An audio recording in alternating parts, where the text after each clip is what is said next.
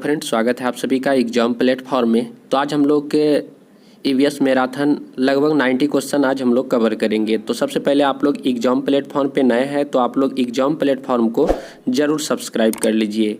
तो इस तरह से हम लोग जो है आज लगभग लास्ट ईवीएस पेपर हम लोग आज कवर करेंगे। तो इसमें जो है जितने भी क्वेश्चन कराए जाएंगे एग्जाम के लिहाजे से बहुत ही ज़्यादा इंपॉर्टेंट होगा और बहुत सारे जो है प्रीवियस ईयर का क्वेश्चन कराया गया, यदि आप लोग नहीं देखे हैं तो उसे भी आप लोग जा कर के देख सकते हैं।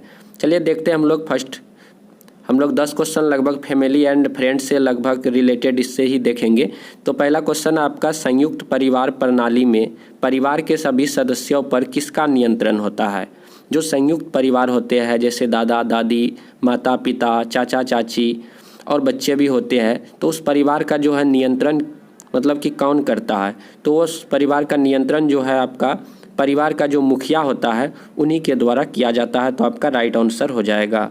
उसके बाद है पारिवारिक साधन के प्रकार है मानवीय एवं अमानवीय, परंपरागत एवं गैर परंपरागत, लचीले और गैर लचीले, पूर्ण एवं अपूर्ण। तो इनमें से जो पारिवारिक जो साधन होते हैं वो आपका मानवीय एवं अमानवीय आपका राइट आंसर हो जाएगा। उसके बाद आगे है आपका आदर्श चीज़ें जो परिवार एक साथ करते हैं। तो परिवार में जो सदस्य होते हैं, जो फैमिली मेम्बर होते हैं, वे एक साथ मिल के कौन से कार्य को करते हैं वही आपको बताना हो। जैसे फर्स्ट में है क्या, एक साथ खाना बनाना, खाना और साथ रहना। उसके बाद साथ में लड़ना। क्या परिवार के जो सदस्य होते हैं साथ में मिलके लड़ते हैं क्या? वो तो ऑप्शन बी तो होगा ही नहीं। उसके बाद है एक साथ टीवी देखना, साथ में यात्रा करना। तो देखिए साथ में यात्रा करना हो जाएगा, एक साथ टीवी देखना हो जाएगा, एक साथ खाना बनाना और खाना साथ में रहना।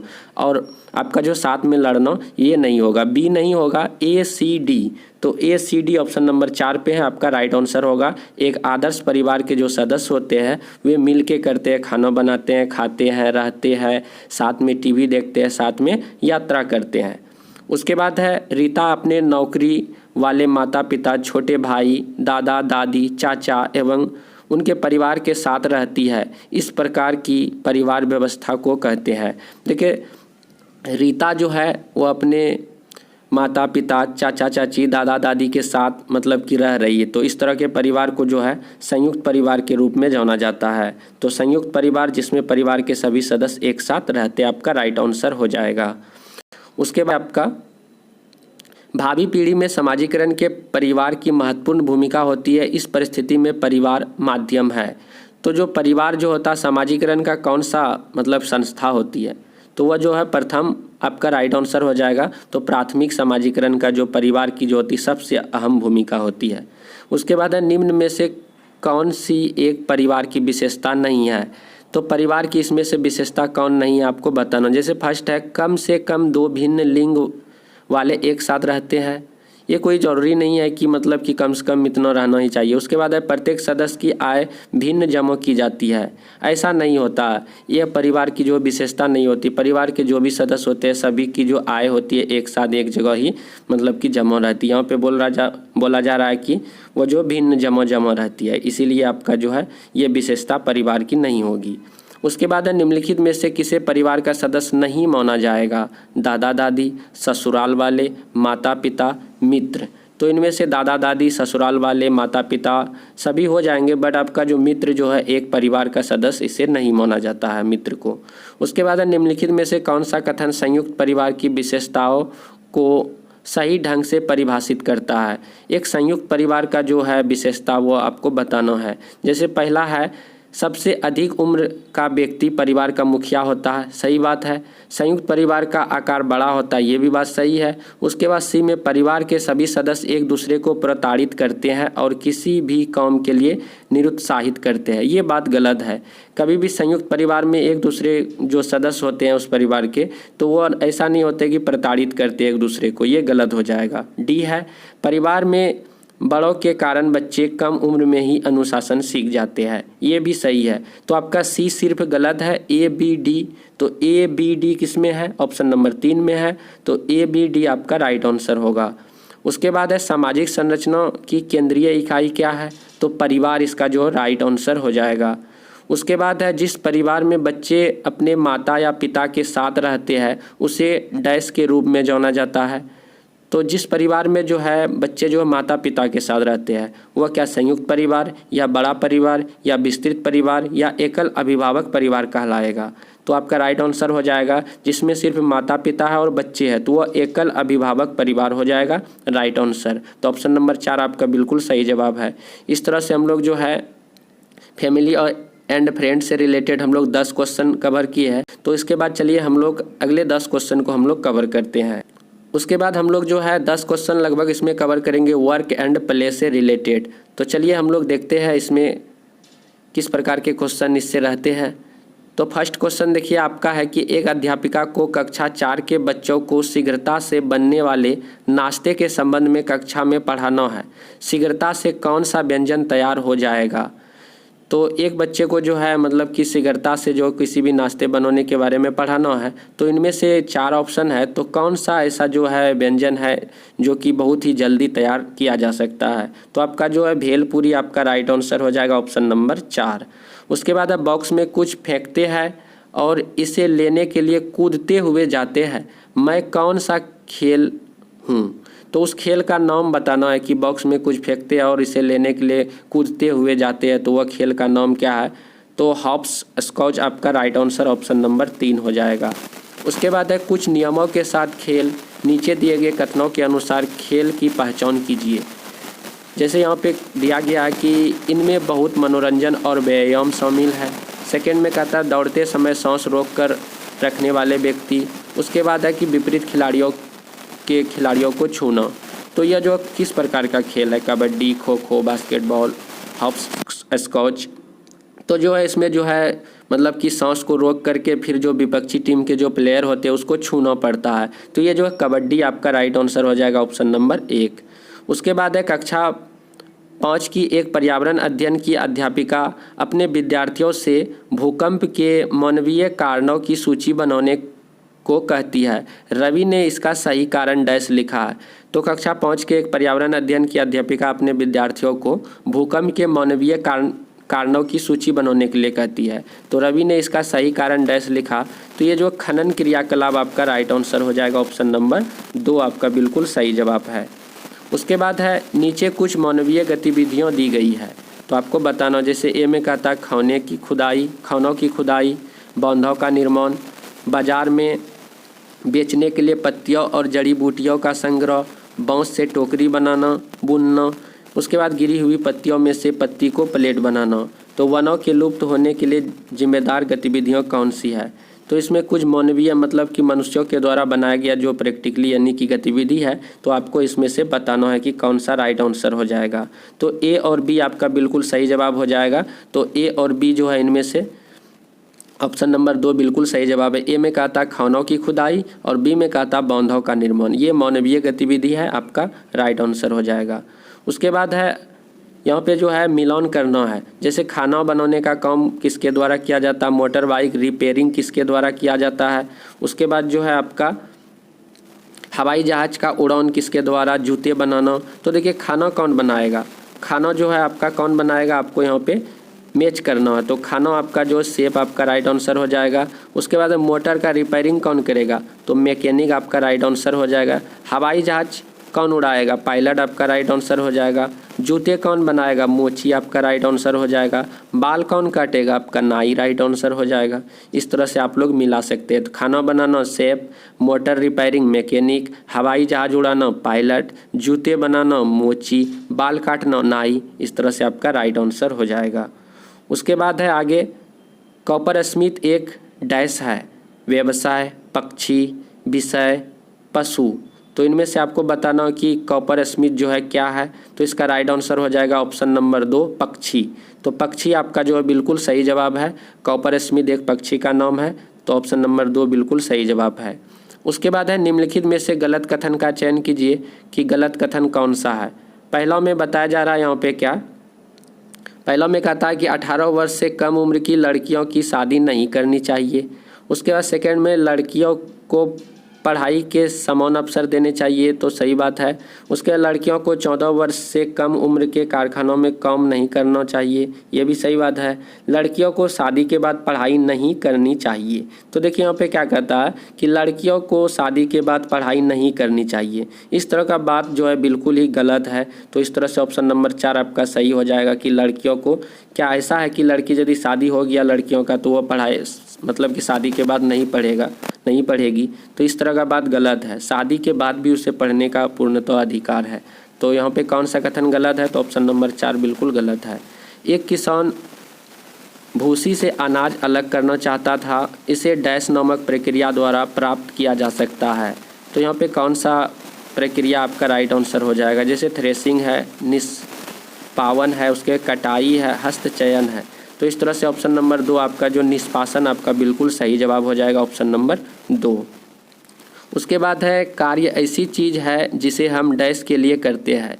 तो किसी भी काम को हम किस लिए करते हैं? यश कमाने के लिए, मनोरंजन के लिए, स्वयं को और अन्य लोगों को सहारा या भरण पोषण देने के लिए, ऊर्जा बचाने के लिए। तो हम लोग किसी भी काम को क्यों करते हैं आपको बताना है। तो ऑप्शन नंबर 3 जो है बिल्कुल सही जवाब हो जाएगा। तो सी में कहता है कि स्वयं को और अन्य लोगों को सहारा या भरण पोषण देने के लिए हम लोग किसी भी कार्य को करते हैं। इस तरह से हम लोग वर्क एंड प्ले से रिलेटेड 10 क्वेश्चन कवर किए। तो इससे भी रिलेटेड क्वेश्चन एग्जाम पे आता है, तो आप लोग बढ़िया से इस क्वेश्चन को देख लीजिए। चलिए हम लोग 10 क्वेश्चन को फिर कवर करते हैं। तो इसमें आज हम लोग 10 क्वेश्चन जो एनिमल और किंगडम से रिलेटेड हम लोग कवर करेंगे। तो चलिए फर्स्ट क्वेश्चन है, एक बाघ रात में हमसे कितने गुना बेहतर देख सकता है? तो एक बाघ जो है रात में जो हम लोग से जो है बेहतर कितना गुना वह देख सकता है आपको बताना है। तो ये 6 गुना आपका राइट आंसर हो जाएगा, ऑप्शन नंबर 2 6 गुना। उसके बाद आगे है आपका खाद्य श्रृंखला के किस स्तर में गोजर, स्प्रिंग टेल्स, वुडलाइस, डंक्स, फ्लाइस और स्लग्स शामिल है जो मृत या सड़ने वाले पौधों या जानवरों को खाते हैं? तो मांसाहारी, अपर्दन, सर्वाहारी, शाकाहारी। तो ऑप्शन नंबर 2 अपर्दन आपका बिल्कुल सही जवाब हो जाएगा। उसके बाद है जो जानवर घास को जल्दी से निगल लेते हैं और पेट के एक हिस्से में जमा कर देते हैं उसे रूमेन कहते हैं, और बाद में यह निगली हुई घास छोटी छोटी गांठों में मुंह में लौट आती है और जानवर उसे चबाता है। इन जानवरों को क्या कहा जाता है? जुगाली करने वाले, शाकाहारी, मांसाहारी, सर्वाहारी। तो इनमें से राइट आंसर आपका ऑप्शन नंबर 1 हो जाएगा, जुगाली करने वाली। तो जुगाली करने वाले जानवर कुछ इस प्रकार से अपना भोजन करते हैं। तो आपका ऑप्शन नंबर 1 राइट आंसर होगा। उसके बाद है बूझों को एक जानवर मिलता है जिसका शरीर धारा रेखीय और फिसलन भरा होता है। जानवर का आवास स्थान क्या है? तो बूझों को जो है एक जानवर मिलता है जिसका शरीर जो है धारा रेखीय और फिसलन भरा होता है। तो जानवर का आवास स्थान क्या है आपको बताना है। तो इसका राइट आंसर हो जाएगा जल। तो जो धारा रेखीय जो जंतु होते हैं, जानवर होते हैं, उसमें काफ़ी ज़्यादा फिसलन होता है, तो वो जो है जल में रहा करते हैं। तो जल आपका राइट आंसर हो जाएगा, ऑप्शन नंबर 1 जल। उसके बाद आगे निम्नलिखित में से कौन एक शीतल रक्त युक्त जंतु है? तो कौन इनमें से बताना कि शीतल रक्त युक्त जंतु है? व्हेल है, गिद्ध है, शार्क है, कंगारू है। तो आपका राइट आंसर शार्क हो जाएगा। तो शार्क जो है आपका बिल्कुल सही जवाब है। तो शार्क जो है एक शीतल रक्त युक्त जानवर है। उसके बाद है निम्नलिखित में से किस जानवर के कान बाहर से देखे जा सकते हैं? तो बहुत ही इजी है, आप लोग भी बता सकते हैं कि कौन से जानवर का जो है बाहर से हम लोग कान देख सकते हैं। जैसे मगरमच्छ है, कबूतर है, हिरन है, गौरैया है। तो स्पष्ट है हिरन, ऑप्शन नंबर 3। हिरन के जो कान होते हैं वो बिल्कुल बाहर के तरफ जो है दिखते हैं, हम लोग आसानी से इसे देख। तो 7 नंबर पे है आपका कि भारतीय रॉबिन्स अंडे कहाँ देते हैं? तो आपको बताना जो इंडियन रॉबिन्स होते हैं वो अंडे कहाँ देते हैं। जैसे है पेड़ की चोटी पर, घोंसले में। उसके बाद है आगे आपका जो है गीला कीचड़ का गड्ढा। उसके बाद है आपका बिलों के अंदर। उसके बाद पत्थरों के बीच। तो आपका राइट आंसर ऑप्शन नंबर 4 हो जाएगा। पत्थरों के बीच जो है भारतीय रॉबिन्स यानी कि इंडियन रॉबिन्स जो है आपके अंडे देते हैं। उसके बाद है निम्नलिखित में से कौन सा कथन सही है? तो 8 नंबर पे आपको बताना कि इनमें से जो कौन सा कथन जो है बिल्कुल सही है। जैसे पहला है आपका बाघ अपने क्षेत्र को अपने मूत्र से चिन्हित करते हैं, बिल्कुल सही यहाँ पे बोला जा रहा है। बाघ की दहाड़ 3 किलोमीटर दूर तक सुनी जा सकती है। यहाँ पे दोनों ही ऑप्शन बिल्कुल सही जवाब है, ऑप्शन नंबर 3 सही हो जाएगा। बाघ जो अपने क्षेत्रों को जो मूत्र से चिन्हित करते हैं, उसके बाद बाघ की जो दहाड़ होती है वो जो लगभग 3 किलोमीटर दूर तक आदमी सुन सकते हैं। तो ए और बी आपका दोनों सही हो जाएगा। उसके बाद है कौन सा पक्षी अंडे देने के लिए लटकता हुआ घोंसला बनाता है? तो कौवा, tailor bird, weaver bird, barbet. तो इनमें से राइट आंसर आपका जो है बीवर बर्ड आपका बिल्कुल सही जवाब हो जाएगा। तो कौन सा पक्षी जो है अंडे देने के लिए लटकता हुआ घोंसला बनाता है? तो बीवर बर्ड आपका राइट आंसर ऑप्शन नंबर 3 हो जाएगा। उसके बाद देखिए यहाँ पे मिलन करने से रिलेटेड क्वेश्चन है। तो शेर जो है कौन सा हो जाएगा? शेर जो है आपका जो अकेला में रहेगा, शेर हमेशा अकेला ही रहता है। उसके बाद समूह में कौन रहता है? समूह में हाथी रहता है। उसके बाद जो है भैंस जंगली मांसाहारी। उसके बाद है यहाँ पे मगरमच्छ क्या हो जाएगा? तो मगरमच्छ जो है आपका जो है एक ग्रेड यानी कि छोटे सफ़ेद बगुले। तो चलिए अगले हम लोग 10 क्वेश्चन को कवर करेंगे जो प्लांट से रिलेटेड होंगे। तो फर्स्ट क्वेश्चन है आपका, कुछ ऐसे पौधे भी होते हैं जो चूहों, मेढकों, कीड़े मकोड़ों और छोटे जीवों का शिकार करते हैं। उनमें नेप्थीस सबसे ज़्यादा मशहूर है। यह पौधे भारत के कौन से राज्य में मुख्यतः पाए जाते हैं? केरल, आंध्र प्रदेश, हिमाचल प्रदेश, मेघालय। तो मेघालय आपका बिल्कुल सही जवाब हो जाएगा, ऑप्शन नंबर 4। उसके बाद है राइजोबियम का जो है डैश के साथ सहजीवी संबंध है। तो राइजोबियम का जो है किन के साथ जो है सहजीवी संबंध है? फलियों के साथ, गैर फलियों, गन्ना, धान। तो आपका फलियों जो है बिल्कुल सही जवाब हो जाएगा। उसके बाद है पौधों में कोशिका भित्ति डैश से बनी होती है। तो आपको बताना है कि पौधों में जो कोशिका भित्ति किसकी बनी होती है? काइटिन या सेलुलोज।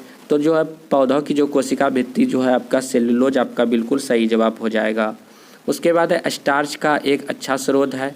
तो स्टार्च का जो सबसे अच्छा स्रोत कौन सा है? तो गेहूँ आपका बिल्कुल सही जवाब हो जाएगा, गेहूँ ऑप्शन नंबर 1। उसके बाद है मरुस्थलीय पौधों की निम्नलिखित विशेषताओं में से सही उत्तर का चयन कीजिए। तो यहाँ पे जो है मरुस्थलीय पौधों की विशेषता दिया गया है, तो बताना है कि कौन सा सही है। जैसे कि यहाँ पे ए में कहा जा रहा है कि कुछ पौधों में पत्तियों कांटा का रूप ले लेती है, बिल्कुल सही बात है। नागफनी के पौधों में प्रकाश संश्लेषण सामान्यतः पत्तियों में होता है, ये गलत है। उनमें पत्तियां पाई ही नहीं जाती है, तो पत्तियों में जो है प्रकाश संश्लेषण कैसे होगा? तो इस तरह से ये गलत हो जाएगा। उसके बाद सी में अधिकतर मरुस्थलीय पौधों की जड़ें जल अवशोषण के लिए मृदा में बहुत गहराई तक चली जाती है, ये जो है बिल्कुल सही है। तो ए और सी ऑप्शन नंबर 3 आपका बिल्कुल सही जवाब हो जाएगा।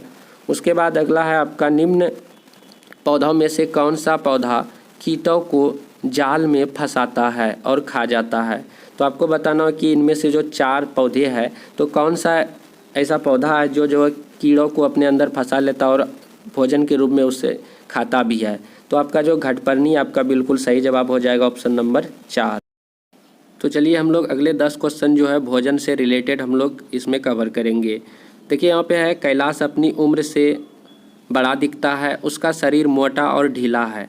कैलाश जो है अपनी उम्र से जो है क्या है, बड़ा दिखता है, उसका शरीर मोटा और ढीला है, उसके पैरों में दर्द रहता है, वह बहुत सक्रिय नहीं है, वह जो है बस से स्कूल जाता है और कई घंटे टीवी देखने में बिताता है। वह किस तरह का खाना खाता है? तो यह जो निश्चित है, यह जो है चिप्स और पिज्ज़ा क्या इस तरह का जो है चीज़ों का जो वह सेवन करता होगा। तो ऑप्शन नंबर 2 जो है आपका बिल्कुल सही जवाब है। उसके बाद है पाश्चुरीकरण किसके संरक्षण की विधि है? तो आपका बिल्कुल सही जवाब हो जाएगा, ऑप्शन नंबर 4 आपका जो है दूध जो है बिल्कुल सही जवाब हो जाएगा। उसके बाद है निम्नलिखित में से कौन सा एक तेल उत्पादक पादप है? मसूर, सूरजमुखी, फूलगोभी, गुड़हल। तो आपका बिल्कुल सही जवाब हो जाएगा, ऑप्शन नंबर 2 सूरजमुखी।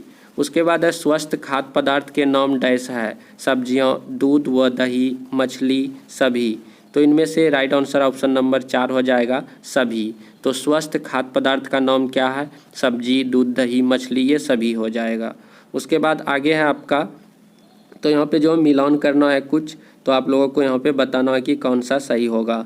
तो जैसे दूध है, तो दूध को हम लोग क्या करते हैं, उसके बाद पके हुए चावल को क्या करेंगे, उसके बाद हरा धनिया जो है, तो हरा धनिया को जो है एक नम कपड़े से हम लोग क्या करते हैं, लपेट के रखते हैं। उसके बाद प्याज को हम लोग क्या करेंगे, एक जो सूखे खुले स्थान पर रखेंगे। प्याज को क्या करेंगे, इसे जो है सूखे खुले स्थान पर रख देंगे। हरी धनिया को जो एक नमी युक्त जो कपड़े से लपेट कर रखेंगे। उसके बाद है आपका क्या, दूध है, और चावल है तो चावल का आपका 2 हो जाएगा प्याले में डालकर, और प्याले को थोड़े से पानी के साथ इस एक बर्तन में रखना। उसके बाद दूध को हम लोग क्या करेंगे, उबालेंगे। तो इस तरह से आप मिलान कर सकते हैं, जो भी आपका होगा आप यहाँ पे टिक कर सकते हैं। उसके बाद है निम्नलिखित में से किसमें जो है एल्ब्यूमिन्स पाया जाता है, बालों में, गेहूँ में, अंडे में, रक्त में। तो इसका राइट आंसर ऑप्शन नंबर 3 हो जाएगा। अंडा आपका बिल्कुल सही जवाब हो जाएगा, ऑप्शन नंबर 3।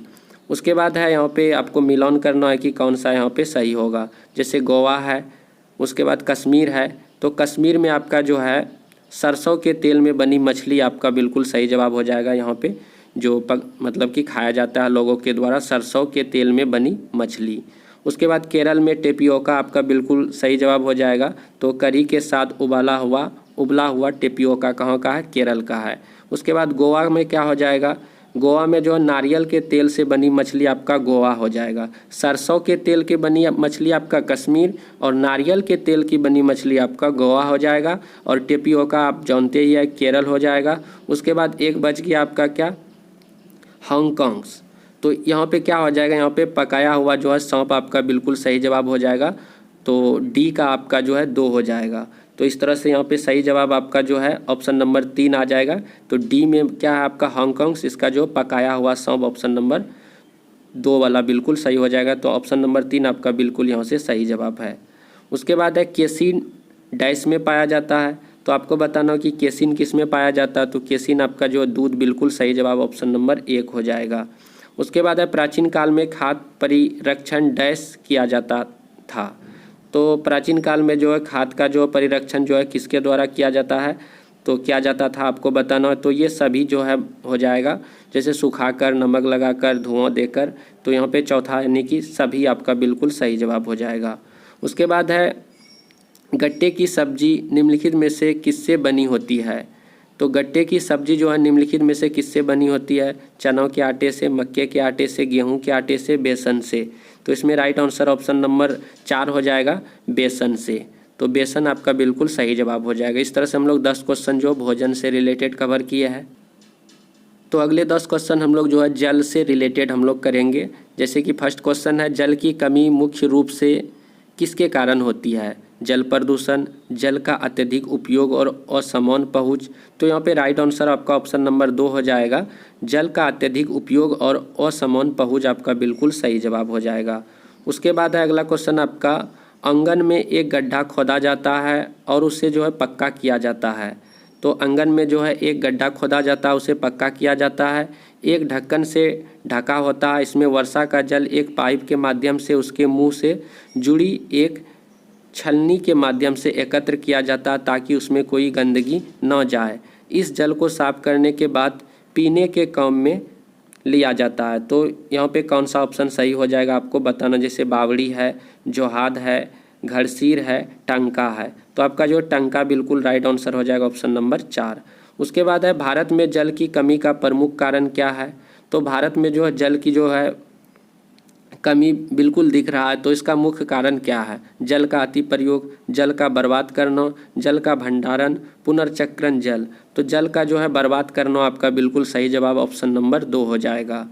उसके बाद है कर्नाटक के होलगुंडी इलाके में जो है, कर्नाटक का जो है होलगुंडी इलाके है, वहाँ पे कुओं में बरसात के दिनों में जो है, बरसात के दिनों में ही पानी आता है, वहाँ सब कुछ सूख चुका था। उसके बाद है पीने के लिए, फसल उगाने के लिए या जानवरों के लिए पानी नहीं था। लोगों का अपना गांव छोड़कर किसी काम से आसपास के शहरों में जाना पड़ता था।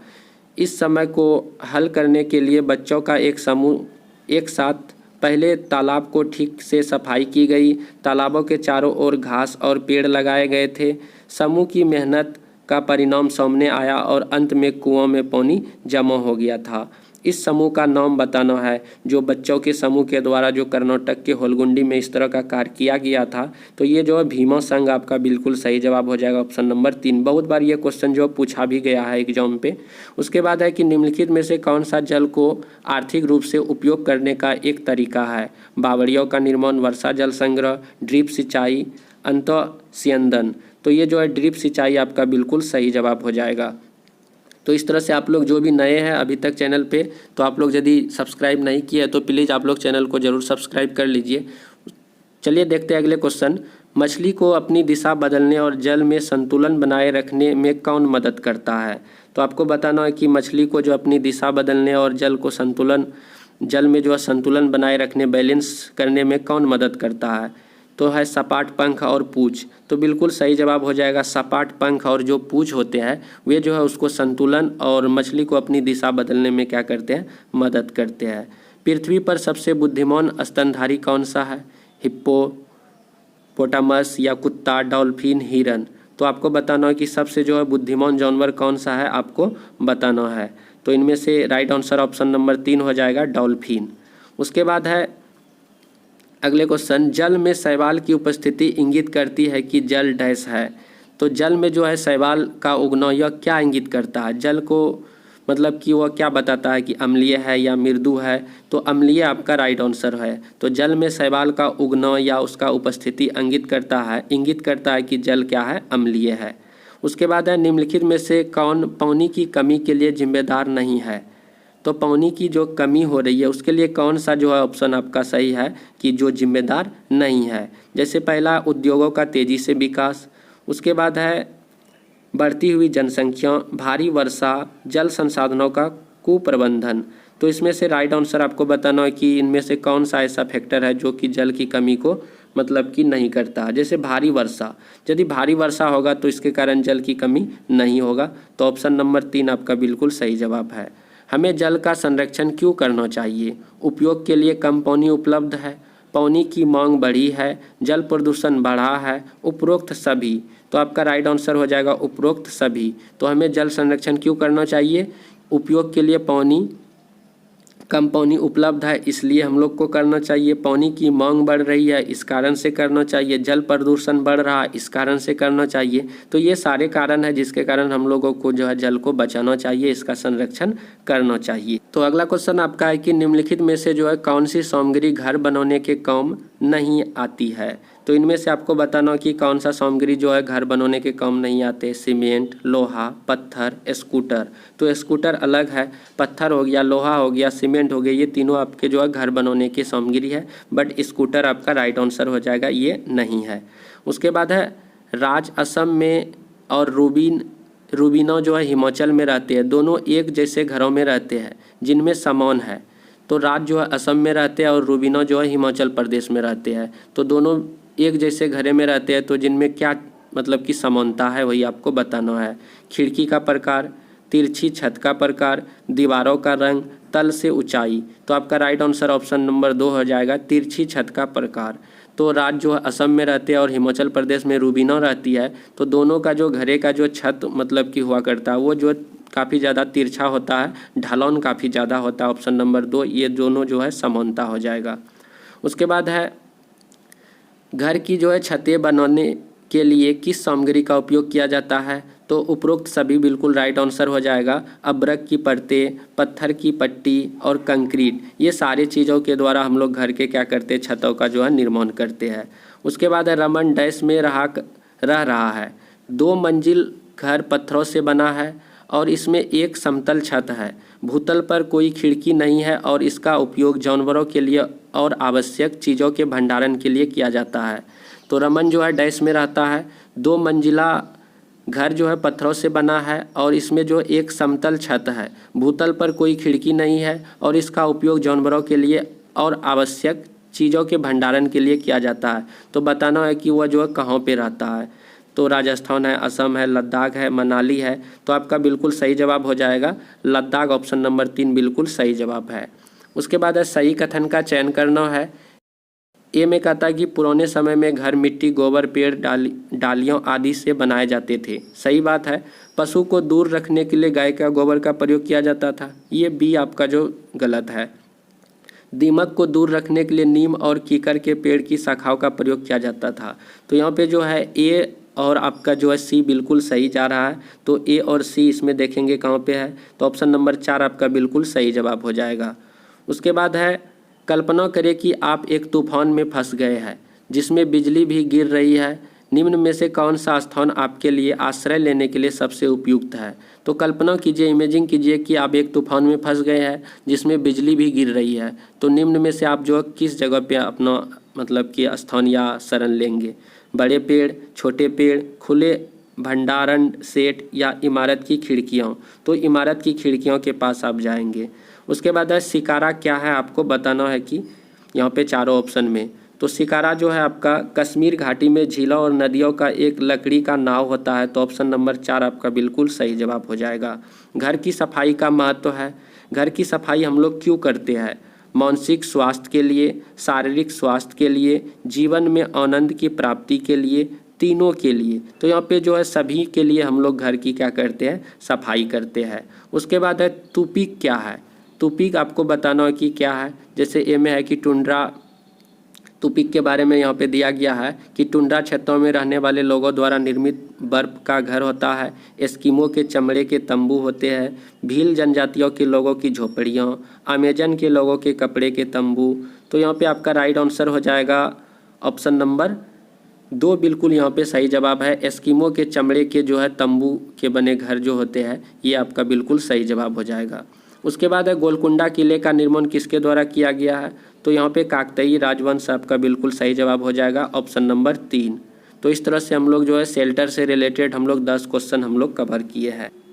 चलिए अगले हम लोग 10 क्वेश्चन हम लोग कवर करेंगे ट्रेवल्स यानी यात्रा से रिलेटेड, जो कि बहुत क्वेश्चन मतलब कि इससे भी पूछा जाता है। जैसे पहला क्वेश्चन है आपका, प्रथम कृत्रिम उपग्रह का नाम क्या था। तो भास्कर, आर्यभट्ट, रोहिणी, एडुसेट। तो आपका आर्यभट्ट बिल्कुल सही जवाब हो जाएगा। प्रथम जो है कृत्रिम उपग्रह का नाम आपका जो क्या था, आर्यभट्ट। उसके बाद है निम्नलिखित में से परिवहन का जो कौन सा साधन सबसे जो है तेज है। तो बहुत ही ईजी क्वेश्चन है। सबसे तेज आपको बताना राजमार्ग, वायुमार्ग, जलमार्ग, रेलवे। तो आपका जो वायुमार्ग ऑप्शन नंबर 2 आपका बिल्कुल सही जवाब हो जाएगा। उसके बाद है निम्नलिखित में से कौन सी एक परिवहन की अन्य 4 विधाओं से भिन्न है। इनमें जो है 4 जो ऑप्शन आप लोगों को दिख रहा है, इनमें से अलग आपको बताना कि कौन सा अलग है। जैसे साइकिल, रिक्शा है, बस है, तोंगा, ये सारे जो है रोड पे चलते हैं, बट आपका जहाज जो है अलग हो जाएगा। उसके बाद है भारत का सबसे बड़ा रेल मार्ग कौन सा है। तो भारत का जो है सबसे बड़ा रेल मार्ग आपको बताना है कि कौन सा है। कश्मीर से बेंगलुरु, डिब्रूगढ़ से कन्याकुमारी। तो डिब्रूगढ़ से कन्याकुमारी ऑप्शन नंबर 2 आपका बिल्कुल सही जवाब है। उसके बाद अगला है आपका जेब्रा क्रॉसिंग पर कब पार करना सुरक्षित है। तो हम लोगों को जो जेब्रा क्रॉसिंग जो है कब करना चाहिए। तो जेब्रा क्रॉसिंग जो है जब दोनों तरफ यात्रा रुक जाता है, मतलब कि उस समय हम लोगों को जेब्रा क्रॉसिंग करना चाहिए। तो ऑप्शन नंबर 3, जब दोनों तरफ यातायात क्या हो जाता है, रुक जाता है, तो उस समय पार करना चाहिए और वह जो काफ़ी ज़्यादा सुरक्षित भी होता है। डैश संचार का श्रव्य दृश्य माध्यम है। Radio, television, telegraph, fax. तो ऐसा कौन सा संचार का माध्यम जो कि श्रव्य और दृश्य मतलब सुन भी सकते हैं और देख भी सकते हैं। तो आपका बिल्कुल सही जवाब हो जाएगा टेलीविज़न, बिल्कुल सही जवाब हो जाएगा। उसके बाद है निम्नलिखित में से कौन सी ब्रेल पेपर कागज़ की विशेषता है। तो आपको बताना है कि निम्नलिखित में से कौन सी ब्रेल जो है पेपर कागज़ की विशेषता है। तो यहाँ पे बिल्कुल सही जवाब उपरोक्त सभी हो जाएगा। तो ब्रेल के बारे में आप लोग जान सकते हैं कि यह एक विशेष प्रकार का कागज़ होता है। ब्रेल पेपर कठोर होता है। ब्रेल पेपर की मोटाई चार्ट पेपर की मोटाई से अधिक होती है। तो ये आपका बिल्कुल सही जवाब हो जाएगा। सारा ऑप्शन सही है, उसकी विशेषता को बता रहा है। और ब्रेल लिपि पे जो होते हैं टोटल 6 डॉट्स होते हैं। ये भी बहुत बार एग्जाम में पूछा गया, तो इसे भी आप लोग याद रखेंगे। उसके बाद है निम्नलिखित यातायात चिन्ह क्या दर्शाता है। तो इस तरह का चिन्ह यदि आप लोगों को सिंबल दिखे तो यह किसका मतलब कि सिंबल है। तो आगे संकरा पुल है। तो आप लोगों को इंगित की मतलब कि इंडिकेट किया जा रहा है कि आगे क्या है, पुल है। उसके बाद आगे है आपका निम्नलिखित प्रश्नों का जो सही उत्तर बताना है। ए में कहता है कि लोगों को परिवहन के अधिक व्यक्तिगत साधन का उपयोग करना शुरू कर देना चाहिए। आर में कहता है कि यह वायु प्रदूषण का कारण बनता है। तो लोगों को जो है क्या करना चाहिए। तो यहाँ पे जो पहला जो है बिल्कुल ही सही मतलब कि एक तरह से गलत है कि यहाँ पे कहता है लोगों को परिवहन के लिए व्यक्तिगत, यदि व्यक्तिगत मतलब सभी अपने अपने परिवहन का यदि इस्तेमाल करेगा तो यह क्या हो जाएगा, बहुत ही मतलब कि यहाँ पे सेकंड में वायु प्रदूषण का कारण बन जाएगा। तो सेकंड में कहता है कि यह वायु प्रदूषण का कारण बनता है। तो ये जो सही, बट जो है सभी लोगों को जो है अपना व्यक्तिगत जो है मतलब कि जो साधन होते हैं जो परिवहन का, वो यूज नहीं करना चाहिए। तो ये जो है गलत है और आर क्या है आपका, आर जो है आपका सही है। उसके बाद है 10 नंबर पे, राधा विभिन्न प्रकार के यात्रा टिकटों का उपयोग करती है, तो निम्नलिखित में से ऐसे टिकट का उपयोग करने का जो है कौन सा अवधारणा सही है आपको बताना है। तो ए और सी आपका बिल्कुल सही जवाब हो जाएगा। ए में कहता है कि भिन्न माध्यमों से यात्रा की लागत भिन्न होती है, और सी में कहा जा रहा है कि हमें एक स्थान से दूसरे स्थान तक सार्वजनिक परिवहन द्वारा यात्रा करने हेतु टिकट की आवश्यकता होती है। तो ए और सी बिल्कुल आपका सही जवाब हो जाएगा। तो यहाँ से हम लोग लास्ट 10 क्वेश्चन हम लोग कवर करेंगे, तो टोटल हम लोगों का जो 90 क्वेश्चन मतलब कि कवर हो जाएगा। तो आप लोग अभी तक जो भी नए हैं तो प्लीज़ आप लोग एग्जाम प्लेटफॉर्म को जरूर सब्सक्राइब कर लीजिए, और बहुत सारे जो है ईवीएस का जो सेट प्रैक्टिस प्रीवियस ईयर का कराया गया, तो आप लोग उसे भी जरूर देखें। भारत के किस राज्य में फट चित्रण का अभ्यास किया जाता है? तो फट चित्रण का जो है किस राज्यों में अभ्यास किया जाता है आपको बताना है। तो राजस्थान आपका जो है बिल्कुल यहाँ से राइट आंसर हो जाएगा, ऑप्शन नंबर 3। उसके बाद है लखनऊ कढ़ाई की किस पारंपरिक कला के लिए प्रसिद्ध है? जैसे है फुलकारी, कौंध, उसके बाद है पैबंदकारी, चिकनकारी। तो यहाँ पे राइट आंसर हो जाएगा ऑप्शन नंबर आपका जो है 4, बिल्कुल चिकनकारी बिल्कुल सही जवाब हो जाएगा। मधुबनी डैश राज्यों की एक जो है गांव के नाम पर एक पारंपरिक कला के रूप में जाना जाता है। तो मधुबनी जो आपका जो है बिहार का जो है एक चित्रकला है, तो ऑप्शन नंबर 4 आपका बिल्कुल सही जवाब हो जाएगा। वर्ली एक पारंपरिक कला है, वर्ली स्थान डैश राज्य में है, तो वर्ली आपका जो है बिल्कुल सही जवाब हो जाएगा। कहाँ पे? महाराष्ट्र आपका बिल्कुल सही जवाब हो जाएगा। उसके बाद है निम्नलिखित में से कौन सी पारंपरिक पोशाक राजधानी महिलाओं द्वारा पहनी जाती है? तो राजधानी में जो है महिलाओं के द्वारा कौन सी जो है पहनी जाती है? तो आपका बिल्कुल सही जवाब हो जाएगा घाघर, चोली और ओढ़नी। तो ऑप्शन नंबर 3 बिल्कुल सही जवाब हो जाएगा। खासी और गारो जयंतिया जो है जनजाति कहाँ पे पाई जाती है या कहाँ रहती है? तो गारो खासी जयंतिया जो है पहाड़ का भी नाम है, तो उनके नाम पे जो है जनजाति भी वहाँ पाया जाता है, तो मेघालय आपका बिल्कुल सही जवाब हो जाएगा। उसके बाद है ऐसा माना जाता है कि एक पश्मीना शॉल 6 स्वेटर जितना गर्म होता है, इसे किसकी ऊन से बनाया जाता है? तो आपका राइट आंसर हो जाएगा ऑप्शन नंबर 4, बकरी आपका बिल्कुल सही जवाब हो जाएगा। उसके बाद है पहली अपनी सहेली को जो है पौधे के रेशे से बना एक उपहार भेंट करना चाहती है, वह निम्नलिखित में से किसे चुनेगी? जूट का थैला, ऊनी शॉल, रेशमी साड़ी, नायलॉन दुपट्टा। तो यहाँ पे जो है जूट का थैला आपका बिल्कुल सही जवाब हो जाएगा। भारत में सबसे बड़ी जनजाति कौन सा है? टोडा, गोंड, चेंचस, गारो। तो यहाँ पे सही जवाब हो जाएगा ऑप्शन नंबर 2, गोंड आपका बिल्कुल सही जवाब हो जाएगा। उसके बाद है निम्नलिखित में से चित्रकला के कौन से प्रकार की उत्पत्ति राजस्थान में हुई है? तो राजस्थान में कौन सी चित्रकला की जो उत्पत्ति हुई आपको बताना है। तो फड़ आपका जो है बिल्कुल सही जवाब हो जाएगा ऑप्शन नंबर 2। तो ऑप्शन नंबर 2 आपका बिल्कुल क्लियर है। तो इस तरह से हम लोग टोटल 90 क्वेश्चन ईवीएस के हम लोग काफ़ी ज़्यादा स्पीड में हम लोग कवर जितना ज़्यादा से ज़्यादा हो सके अपने फ्रेंडों को इस वीडियो को शेयर कीजिए, और जो भी नए हैं प्लीज़ आप लोग सब्सक्राइब भी कर लीजिए। तो चलिए मिलते हैं हम लोग अगले वीडियो पे। जय हिंद, जय भारत।